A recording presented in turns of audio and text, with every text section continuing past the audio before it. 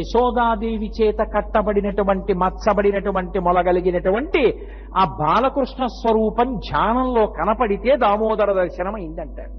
ఎంతమంది ధ్యానంలో దామోదర దర్శనం చేయగలరు? అందుకే దామోదర దర్శనం చేశావా లేదా అన్నదానికన్నా కూడా దామోదర లీల వింటే చాలా. అందుకే భాగవతంలో అన్ని లీలల కన్నా చాలా గొప్ప లీలగా చెప్పబడేది ఏది అంటే దామోదర లీల. దామోదర లీల ఎవరో ఒకరు కాదు, బ్రహ్మచారులు, గృహస్థులు, వానప్రస్థులు, సన్యాసులు అందరూ కూడా దామోదర లీలని ప్రత్యేకంగా వింటారు. అందున కార్తీక మాసంలో మరింత ప్రఖ్యాతి దామోదర లీల విని తీరాలి. ఎందుకని?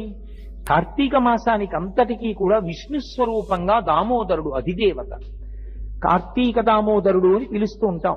అటువంటి ఆ కార్తీక దామోదరుడు ఎవరున్నాడో ఆయన మొల మీద మచ్చ పొంది